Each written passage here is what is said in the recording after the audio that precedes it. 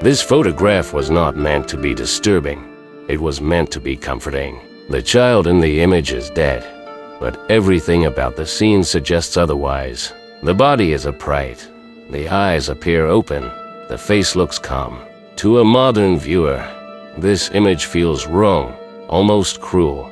But to the family who commissioned it, this was proof that the child had existed. This was not a memory. It was evidence. This image was not an exception. It was not a mistake. And it was not the result of madness. It was repeated thousands of times. In small towns and large cities, photographers were called not only for weddings, but for deaths. They arrived with heavy equipment, glass plates, tripods, and instructions. There was nothing improvised about this. Families prepared the room. They chose clothing. They discussed posture. Some wanted the body seated. Others preferred sleep. Some asked for open eyes. Some refused. These decisions were ordinary, practical, expected. Entire businesses depended on it. Studios advertised their services openly. Price lists included post-mortem portraits. There were techniques designed specifically for the dead. No one hid these photographs in drawers. They were framed, displayed, passed down. Visitors saw them. Children grew up with them. There was no need to explain, because everyone understood. This was not a private ritual. It was a shared custom. Death photography did not exist on the margins of society. It was woven into it. The camera did not arrive to document tragedy. It arrived to complete a process. A life had ended, and something had to remain, so the photograph was taken, not quietly, not secretly, but as part of what people simply did. Death did not arrive suddenly in the Victorian world. It was already there. It sat quietly in bedrooms, where children slept three to a bed. It waited in narrow streets, thick with coal smoke and sewage. It moved through homes without warning, carried by water, air, and touch. For a Victorian family, death was not an event. It was a condition. A child coughing through the night was not unusual. A fever was not a crisis. It was an expectation. Parents did not ask if they would lose a child. They wondered when. Many never reached adulthood. Some never learned to speak. Others were buried before they were given a name. This was not tragedy in the modern sense. It was repetition. Doctors were present, but rarely effective. Medicine observed more than it cured. Pain was treated with prayer, patience, or alcohol. When death came, it did not come to hospitals. It came to homes. Bodies remained where life had ended, in beds, in chairs, on floors still warm from living. Children watched this. They were not shielded. They were taught to understand. The dead sibling was not removed immediately. It stayed. It was touched. It was spoken to. Death was not hidden behind closed doors or sterile walls. It was woven into daily life. This constant presence reshaped perception. When death surrounds you, it loses some of its shock. It becomes familiar, manageable, almost ordinary. Grief existed, but it did not paralyze. There was no time for it to do so. Life continued because it had to. In this world, photographing the dead was not morbid. It was practical. When life was fragile, proof mattered, and death was the moment when proof was finally still. To us, this feels unbearable. To them, it was survival. Death was everywhere. So they learned how to live with it. This was not meant to be the last photograph. When the camera was prepared, no one spoke about endings. They spoke about stillness, about light, about holding the body long enough. The photographer adjusted the lens. The family waited. In many Victorian homes, this moment came before any other. Before birthdays, before weddings, before adulthood. Because for most people, there had never been a portrait taken in life. Photography was expensive, slow, rare, A single image could cost more than a month as wages, and so it was postponed, delayed, left for later. Later, in many cases, never came, until death forced the decision. Only then did the family gather. Only then did the camera arrive. Only then did a face become permanent. This is why so many Victorian portraits feel unnatural. They were never meant to capture emotion. They were meant to capture certainty. Proof that this person had existed, that they had a face, a place, a name. In some photographs, the subject looks peaceful, in others, disturbingly alert. But what you are seeing is not an attempt to deny death. It is an attempt to resist disappearance. Without photographs, a person could vanish completely. No image, no record, no trace. Memory alone was not enough. The photograph became a substitute for presence, something to hold when the body could not be. This is why these images were framed, displayed, placed on mantels and walls. They were not hidden away. They were not treated as morbid objects. They were treated as portraits. Because that is what they were.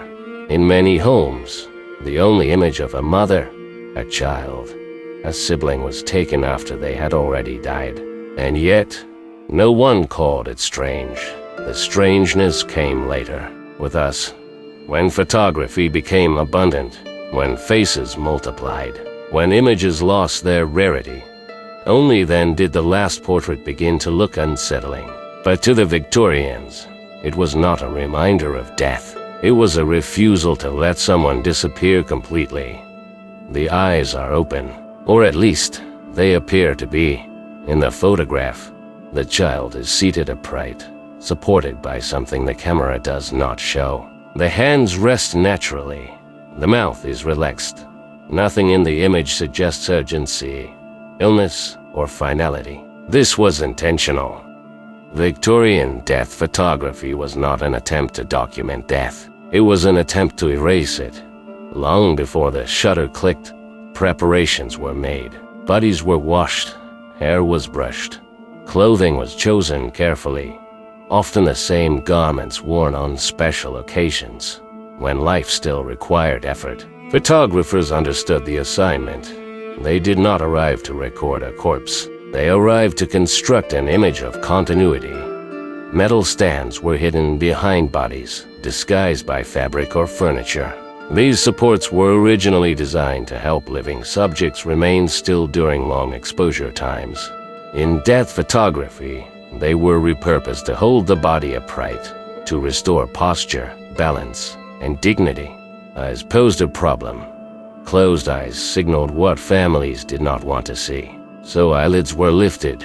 In some cases, pupils were painted directly onto the surface of the photograph after development. In others, glass eyes were inserted before the image was taken.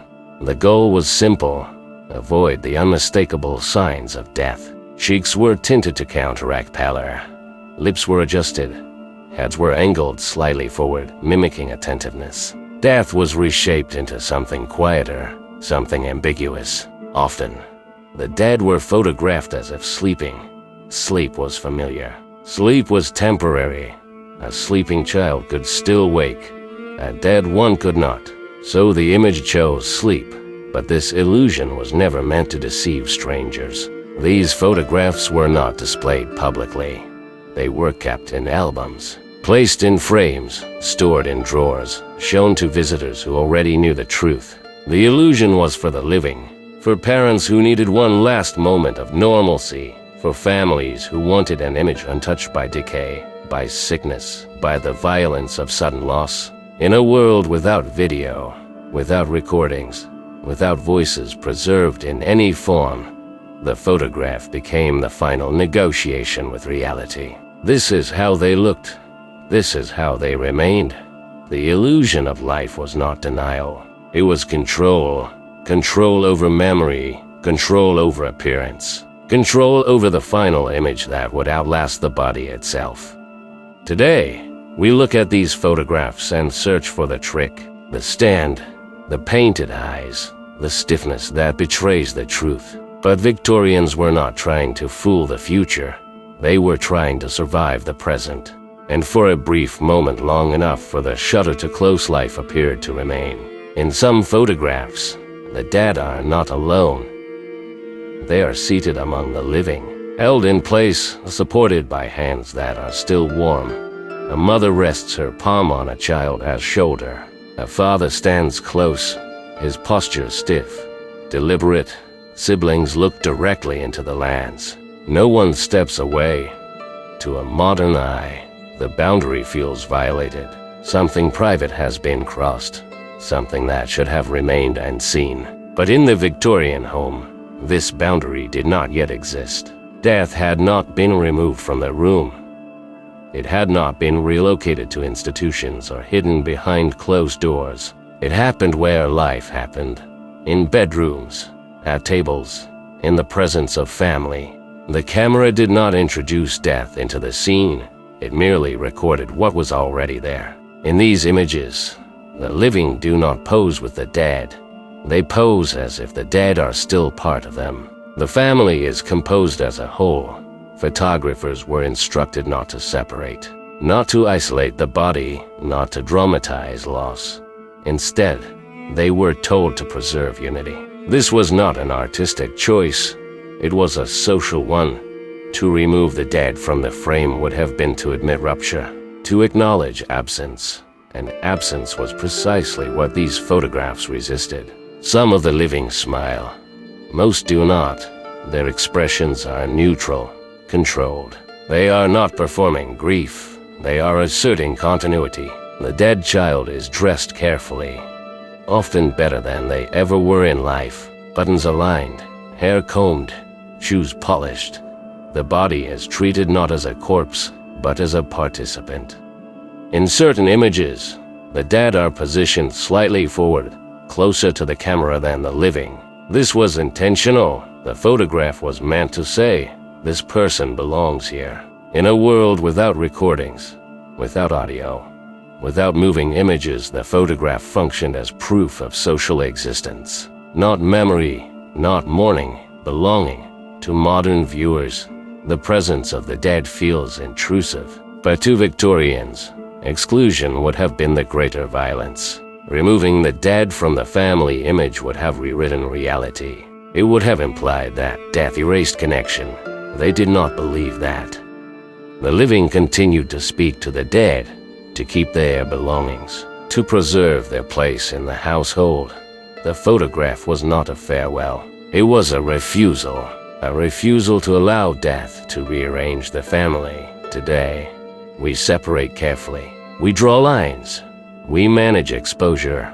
We believe this distance is respect. They believed closeness was, and so the living remained beside the dead, not because they misunderstood death, but because they understood it too well to pretend it had severed anything at all. People often assume these photographs were acts of mourning, that they were taken in moments of emotional collapse. That grief was the reason. It wasn't. Grief was expected.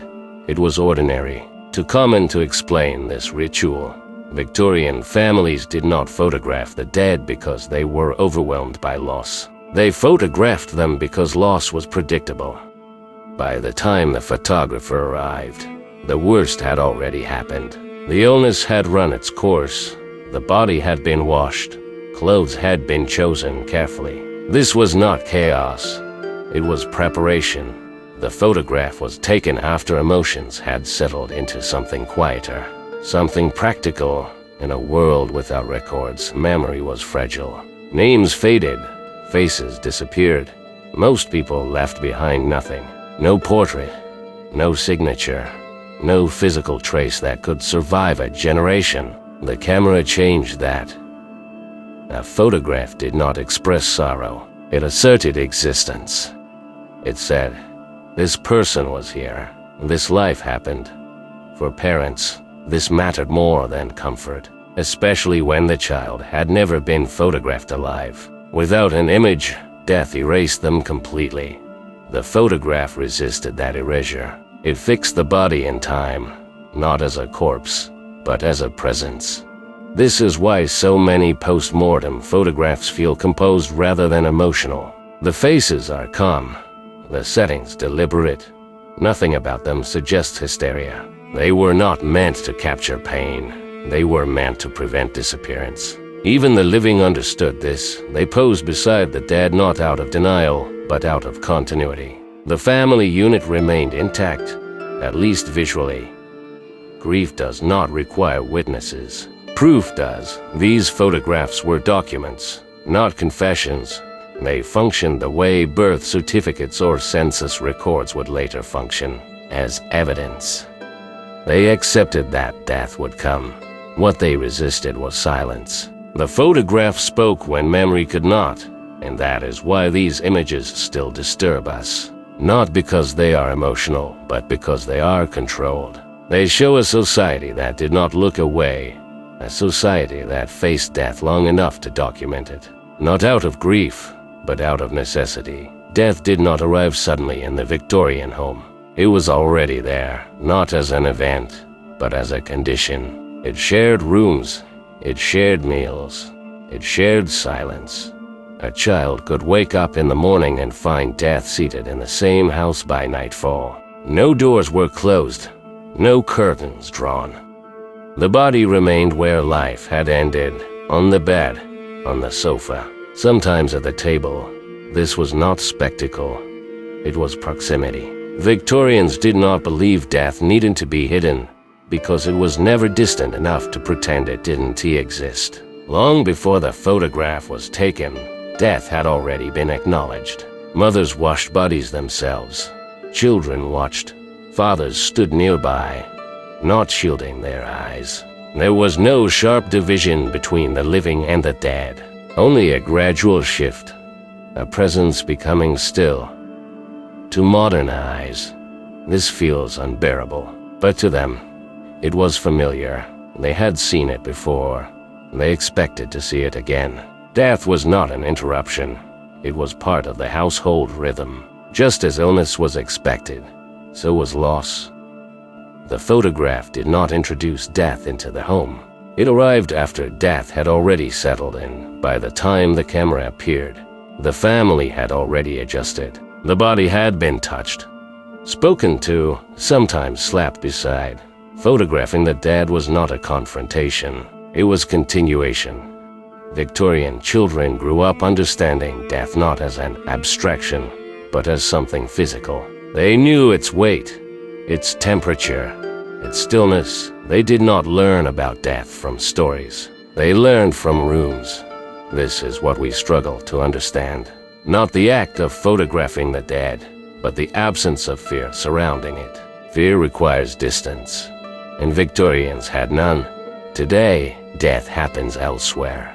Behind hospital doors, behind screens, behind euphemisms. We outsource it, we delay it, we rename it. And when it appears unexpectedly, we call it traumatic. Victorians would have called it familiar. Their homes were not protected from death. They were shaped by it. Furniture was moved, rooms were repurposed, schedules adjusted. Life bent around death, not away from it. The photograph was simply the final acknowledgement of a presence that had already been accepted. Not proof of morbidity, not obsession, but coexistence. We look at these images and see horror because we no longer live alongside death. We encounter it rarely, and only when something has gone wrong. For Victorians, death had not gone wrong. It had arrived on time. And that is the detail we find most disturbing. Not that they photographed their dead, but that death, in their world, never had to knock. We call these images disturbing not because they show death, but because they refuse to hide it. The Victorians did not invent death photography. They simply refused to pretend that death belonged somewhere else. Look at the photograph again. The problem is not the body. The problem is the intention. This image was meant to stay, to be placed on a shelf, to be looked at. That is what unsettles us. In the modern world, death is temporary. It flashes across a screen. It disappears with a click. It leaves no physical trace. Victorians did the opposite. They made death permanent. They framed it, archived it, passed it down, and that permanence is what feels wrong to us. Not because it is cruel, but because it is intimate. Today, intimacy ends at death. We close doors. We lower voices. We remove the body. They did not. They dressed the dead, positioned them, sat beside them, not as an act of denial, but as an act of continuity. The photograph did not say, "This person is gone." It said, "This person was here." That distinction matters. We live in a culture obsessed with realism, yet we refuse the most real thing of all. Death is allowed only when it is abstract, statistical, sanitized, but the Victorians lived with it at eye level. Children saw it, touched it, learned its weight. There was no concept of too young, no protected distance, and because of that, death was not monstrous, it was familiar. What disturbs us is not their closeness to death, but our distance from it. We are taught that grief should be private, invisible, short. They believed grief should be witnessed. A photograph was not a breakdown. It was a record, not of suffering, but of belonging. These images do not ask us to feel sorrow. They ask us to acknowledge presence. And that is uncomfortable, because we have built a world where presence ends the moment life does. We delete accounts, clear rooms, move on quickly. The Victorians resisted that erasure. They created something that could not be undone, and perhaps that is why we recoil. Not because they were morbid, but because they were honest. They did not fear the image. They feared forgetting. It sat in the center of the frame. Today, we do the opposite. We remove death from view, from our homes, from our language, from our memory. We speak of it quietly, indirectly, as if naming it might summon it. Victorians did not fear this. They lived with death long enough to stop pretending it could be avoided. There is a photograph taken in London, 1875. A woman sits upright in a chair, her hands folded neatly in her lap. Only the stiffness gives her away. She had been dead for 2 days. The photographer did not rush. The family did not object. They adjusted her dress. They smoothed her hair. They opened the curtains for better light. This was not denial. It was recognition. Today, that image unsettles us. Not because it shows death, but because it refuses to hide it. We are disturbed not by what they did, but by how calmly they did it.